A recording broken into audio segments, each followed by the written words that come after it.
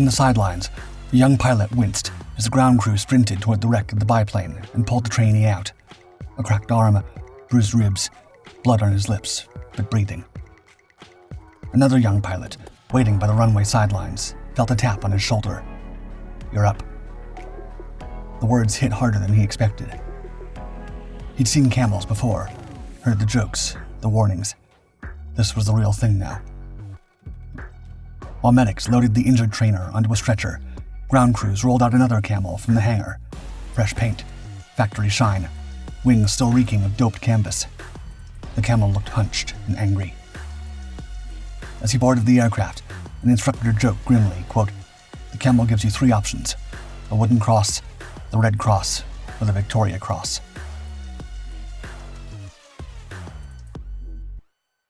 It's late 1917, and flight is still in its infancy. Barely a decade since the Wright brothers left the ground, and war has already turned the skies into a battleground.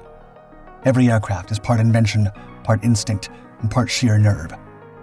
Men launched in outdated machines and were thrown against faster, better-armed German fighters. Chief among these was the Albatross D-3, a sleek twin-gun predator that cut through formations with terrifying ease.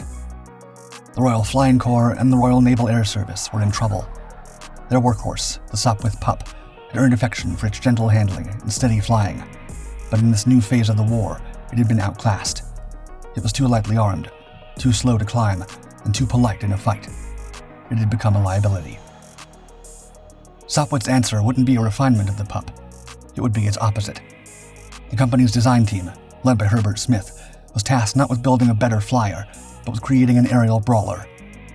The new machine would double the Pup's firepower, increase its engine output, and be designed from the outset for aggression. It would need to hold its own against the Albatross scouts in a knife fight and win.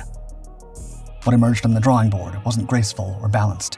It was compact, twitchy, and dangerous.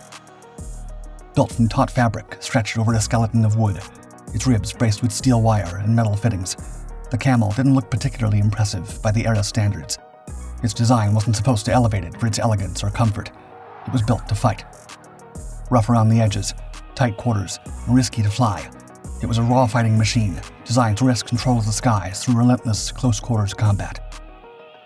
Its fuselage ran just over 18 feet, with a modest 28-foot wingspan and a distinctive hump at the nose, a prominent cowling that concealed twin synchronized 303 Vickers machine guns. That unmistakable silhouette earned it an unofficial name among the men who flew it: the Camel. At its core spun a 130-horsepower Clerget 9B rotary engine, its gyroscopic pull shaping every motion. The Camel could hit speeds of 115 miles per hour, only slightly faster than the Pup's top speed of 111 miles per hour, but it climbed harder, hit faster, and stayed in the fight longer. The first prototype flew in December 1916. By June the following year, the Sopwith Camel was in combat with the No. 4 Squadron of the Royal Naval Air Service. For those who could meet its demands, the Camel offered something rare: a chance to strike back. From the moment famed aviation pioneer and Sopwith test pilot Harry Hawker eased the throttle forward on the Camel's prototype, he knew this machine had a temper. The rotary engine roared to life, spinning not just the propeller, but the entire engine block. That twisting force yanked the Camel hard to the right in a sudden, fierce arc. Hawker fought the controls, feeling the torque's stubborn resistance. To the right, the plane pivoted sharply, almost slicing the sky like a hooked blade. To the left, it hesitated, as if dragging its feet against the wind. Inside the cramped cockpit, there were no gauges or trim tabs, just a stick, rudder pedals, and the weight of nearly 70% of the plane's mass crammed into the nose. That forward bulk gave the Camel astonishing roll rates, but made it prone to stalls and savage spins. The Camel demanded total focus. Its design quirks made it just as dangerous to its pilots as to its enemies. A full fuel load shifted the center of gravity dangerously rearward. Many green pilots crashed on takeoff before ever reaching combat. The Camel was remarkably tail-heavy. Unlike the Sopwith triplane before it, it didn't have a variable incidence tailplane, meaning pilots had to constantly keep pressure on the stick just to fly straight. A slight lapse, and the aircraft would snap into a spin so fast and tight that it often couldn't be recovered in time. To counter its reputation, a 2-seat trainer version was introduced. At the Central Flying School, Lieutenant Colonel L.A. Strange worked with engineer Lieutenant Morgan, removed the main tank and fitted smaller ones, making space for a second seat and dual controls. With instructors on board, survival odds increased. Once testing had concluded, Hawker knew exactly what he'd been up against. The Camel wasn't built for ease or safety. It wasn't stable, nor was it forgiving. It climbed slower than some rivals and punished hesitation without mercy. But in those skies, where seconds could mean triumph or disaster, the Camel promised one thing above all: victory. Following his recommendation, by May 1917, the British War Office had placed the first production contract for an initial batch of 250 Camels. Through the rest of that year, over 1,300 of the F-1 variant rolled off the assembly lines, each one carrying the hope of turning the tide in the fierce air battles to come. Off the scarred coast of Dunkirk, the Sopwith Camel flew into combat for the first time. Number 4 Squadron of the Royal Naval Air Service, the first to get their hands on the new fighter, climbed into the morning sky with nerves, grit, and little idea of what to expect. The Camel was nothing like what they'd flown before. It was fast, nimble, and unpredictable. More than one pilot had already learned the hard way that it demanded total focus. It could turn on a dime, but if you weren't ready, it would turn on you just as fast. But there wasn't time to second-guess it now. As the sun climbed and the haze thinned over Dunkirk on July 4th, 1917, dark specks appeared on the horizon. German reconnaissance planes and fighters heading their way. The Camel pilots glanced once at each other, then throttled up and launched into the sky without hesitation. Engines screamed. Flak burst overhead. Tracers zipped past their wings. The Camel, quick on the stick and tight in a turn, gave its pilots the upper hand. Somewhere in that chaos, one pilot lined up a German two-seater in his sights. He fired.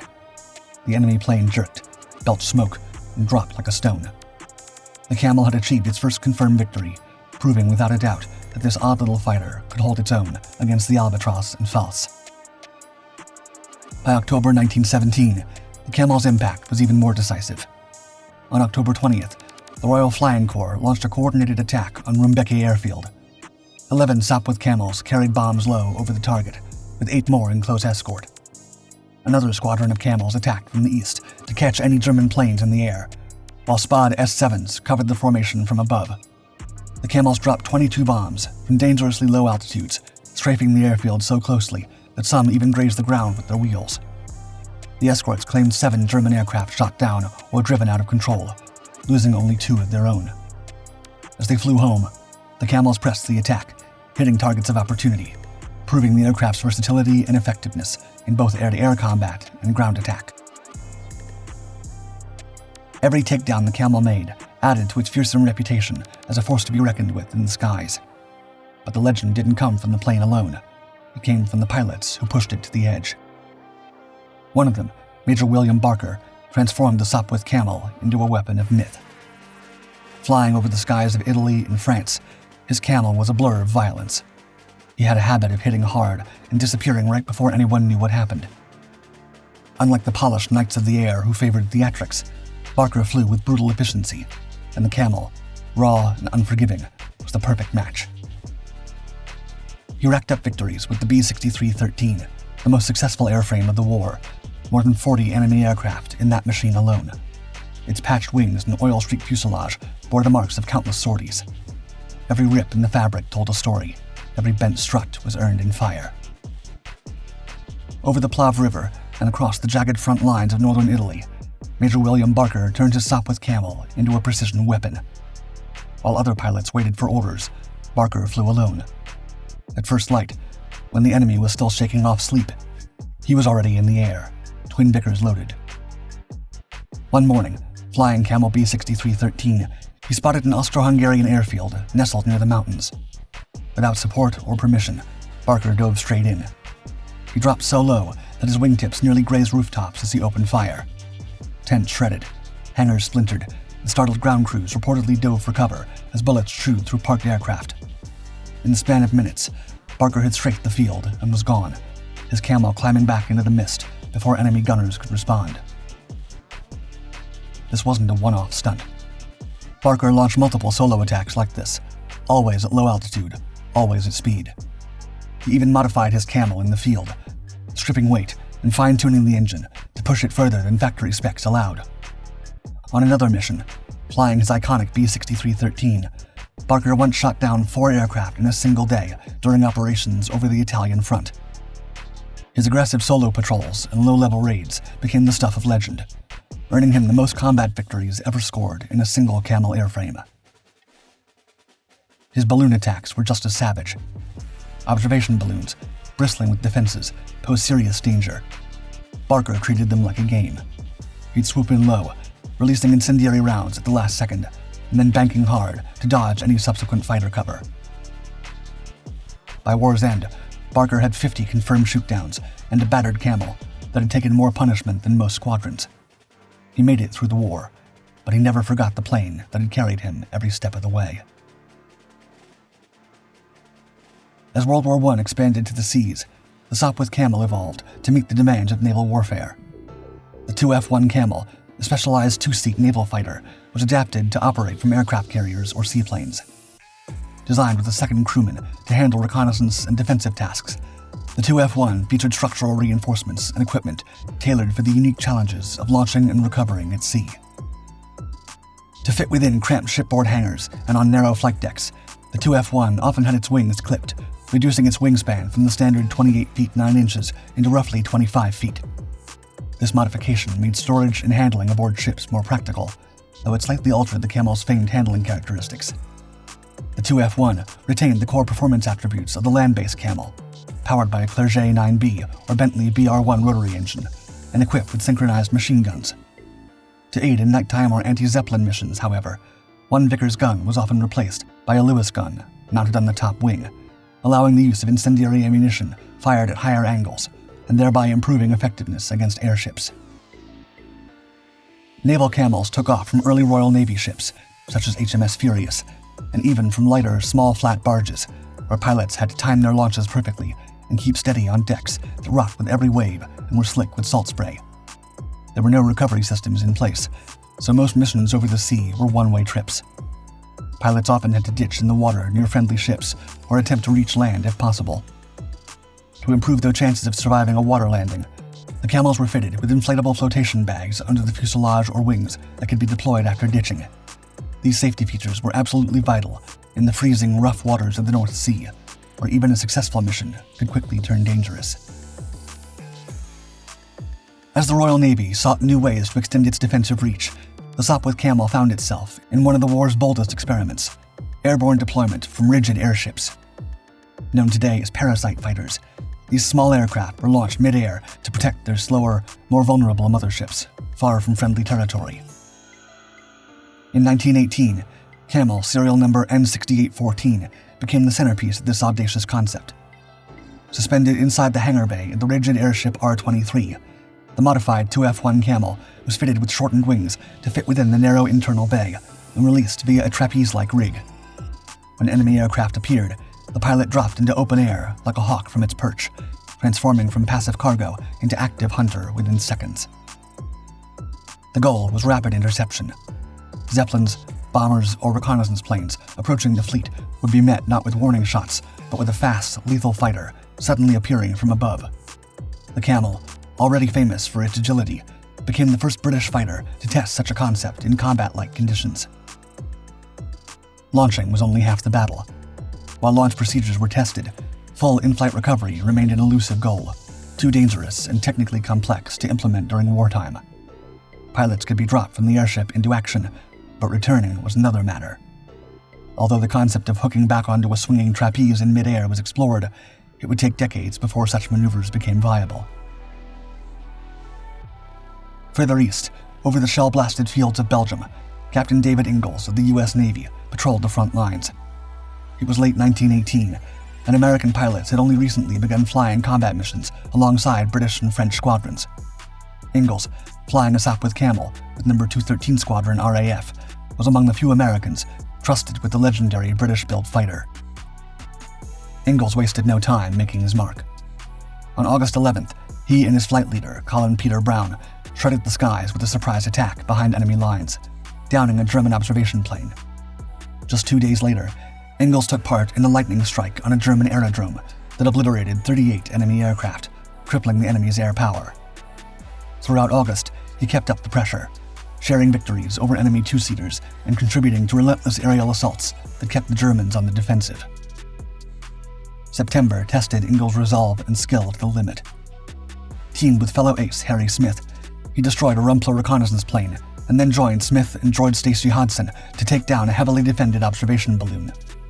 A harrowing engine failure forced Ingalls into a risky crash landing behind enemy lines, but luck and skill intervened when his engine suddenly roared back to life. Flipping the script, he dove in from behind and took down a Fokker D-7, clinching his ace status. In the last weeks of the war, Ingalls kept up the pressure, striking German airfields and taking out observation planes, proving himself one of the fiercest Sopwith Camel pilots of the conflict. As the war drew to a close, the Sopwith Camel took on a tough new role, hunting in the dead of night. German Gotha bombers and Zeppelins prowled Britain's skies under cover of darkness, dropping bombs and vanishing by dawn. To fight back, some Camels were modified for night missions, including a special version nicknamed the Comic. The Comic swapped its twin Vickers guns for two Lewis guns mounted on Foster rails above the top wing. This setup prevented muzzle flash from blinding pilots in the dark and allowed the use of incendiary rounds, vital for igniting Zeppelins without risking damage to synchronization gear. To balance the new armament, the cockpit was shifted back 12 inches and the fuel tank was moved forward. Night flying demanded intense focus and skill. The Camel's cockpit instrumentation was minimal. A magnetic compass provided the primary navigation reference, while the airspeed indicator and altimeter gave essential flight data. To preserve precious night vision, some Camels were fitted with small battery-powered cockpit lamps or dials painted with radium-based phosphorescent paint, which glowed faintly in the dark. These adaptations allowed pilots to monitor instruments without the harsh glare that could ruin their ability to see faint silhouettes or distant searchlights. Pilots relied on moonlight and faint landmarks, often hidden by clouds, using compass headings, estimated airspeed, and elapsed time to gauge position. Searchlights and anti-aircraft flares briefly illuminated the night, sometimes revealing enemy bombers, but also risking exposure of friendly fighters. Unlike later night fighters, the Camel had no radios for coordination or artificial horizon instruments for spatial orientation, making flying in total darkness hazardous with the constant threat of disorientation, mechanical failure, or mid-air collision. Still, the Camel's agility and responsive controls, powered by its distinctive rotary engine torque, gave skilled pilots the ability to pull tight turns and sudden climbs when it mattered most. Camels scrambled after Gotha bombers, attempting to disrupt raids before they could reach their targets. And Zeppelins drifted silently over the countryside. Camels would rise like ghosts, weaving through the night to ignite the vulnerable gas cells with well-aimed bursts. Their pilots were able to turn the Camel's lethal agility into an advantage even when sight was scarce. In the final year of the war, the Sopwith Camel was no longer the unchallenged predator it had once been. Above 12,000 feet, faster and more forgiving machines like the Fokker D-7 ruled the dogfight. But the Camel didn't vanish, it just got meaner. Forced down from the heights, it reinvented itself as a ground attack beast. The shift wasn't optional. As the war dragged on, pilots needed aircraft that could do more than duel. They had to strike behind enemy lines, support infantry, and survive the hell of trench warfare. Reconfigured with racks for 4 20-pound Cooper bombs and extra ammunition stuffed into every available space, the Camel tore across the front at treetop level. Strafing runs came in low and fast, barely 500 feet off the ground, spitting fire into trenches, machine gun nests, and columns of troops. Pilots flew straight into walls of lead, navigating through barbed wire mazes, telephone lines, and bursts of shrapnel, all with fabric wings and no armor. Experimental variants like the TF-1 trench fighter emerged, sporting downward-firing Lewis guns and light armor plating to survive the meat grinder of low-altitude combat. The Camel, once a nimble duelist, was now a blunt force weapon, an airborne brawler fighting shoulder to shoulder with the infantry below. Squadrons like No. 65 RFC embodied this brutal new role during the summer 1918 offensives near Amiens. Their Camels swept in at dawn, skimming rooftops and lashing enemy artillery positions with bombs and .303 rounds. Formation after formation thundered through smoke and chaos, wings rattling from their own shockwaves. Meanwhile, No. 3 Squadron RAF flew close support during the 100 Days Offensive, pounding strongpoints and disrupting supply lines under relentless fire. When the German spring offensive, known as Kaiserschlacht, erupted in March 1918, the front lines buckled. The British Fifth Army reeled, lines crumbling under the Kaiser's last great push. That's when the Camels dropped from the skies. They struck German troop columns in wave after wave. Bombers tore up roads, cavalry scattered, and bridges collapsed. Pilots flew 2, 3, even 4 missions a day. Low-level strikers hit hard, while high cover tangled with enemy scouts. In the churn of smoke and steel, every pass bought precious minutes for the battered troops below. Camels were torn apart by machine guns and flak, their pilots shot or lost in the smoke and churn at the front. However, their impact was undeniable. Those relentless attacks helped slow the German advance just long enough for reinforcements to arrive and for the momentum to shift. The Camel had traded grace for grit. It had become a war machine in the mud, a flying brawler and a last line of defense. And for those who flew it, the Camel was more than a plane. It was a weapon forged in desperation, and it hit like hell. Among the most legendary pilots ever to fly the Sopwith Camel was Captain Arthur Roy Brown, a 24-year-old Canadian from a small town in Ontario. By the spring of 1918, Brown had already had 9 enemy aircraft to his name and was flying with the elite No. 209 Squadron of the newly formed RAF. He had a reputation for keeping cool under pressure and almost never missing his target. His squadron looked to him when things got rough. On the morning of April 21, 1918, Brown was flying the skies over the Somme. That day, his squadron was cruising near the front when a frantic call came through. Lieutenant Wilfred Wap May, a rookie pilot under Brown's wing, was in trouble. May's guns had jammed. He was alone, vulnerable, and flying low over enemy lines when he caught a flicker of movement in his mirror. Behind him, a triplane was bearing down on him, fast and locked in. It didn't take long to realize who it was. It was the Red Baron, Manfred von Richthofen, the most feared pilot in the war, with 80 confirmed victories to his name. The color of his airplane alone gave it away. He was gaining fast, and May was squarely in his sights. The pilot behind him had a brutal reputation, cold, methodical, and lethal in the air. May dropped lower, almost scraping the trenches, doing everything he could to shake him. Bullets stitched the air around his wings, and his pulse hammered in his ears as he twisted through the smoke and panic. From above, Brown spotted the red triplane and didn't think twice. He threw his Camel into a dive, throttle wide open, cutting through the haze as he lined up his shot. The sky seemed to compress around him as he zeroed in on Richthofen's blood-red silhouette. At just the right moment, Brown squeezed the triggers. His twin Vickers gun spat a burst of tracer rounds that slashed into the Focke's wings. Then he pulled back hard, the Camel groaning as it skimmed past, narrowly avoiding a mid-air crash. Below, the red triplane wobbled, then spiraled out of control, crashing into the churned-up mud behind Allied lines. Australian troops reached the wreck within minutes. The pilot, Manfred von Richthofen, was gravely wounded, soon succumbing to his injuries. Word of his fall spread quickly, and for a moment, the war in the air seemed to stop. The Red Baron was down. Though the official Royal Air Force report credited Brown with shooting down the Red Baron, the truth has been debated ever since. Eyewitnesses and forensic studies suggest the fatal bullet may have come from ground fire. Australian machine gunners were firing relentlessly as Richthofen flew low over the trenches. Brown himself admitted he was uncertain in his combat report. Regardless, his intervention was decisive. For his bravery and leadership that day, Brown was awarded a bar to his Distinguished Service Cross. Whether or not he fired the final shot, Brown had faced down one of history's greatest aerial hunters and walked away. The Camel gave him the upper hand, proving in that moment it was made for pilots destined for greatness. By the time the guns went quiet and 1919 rolled in, the Sopwith Camel was already being phased out.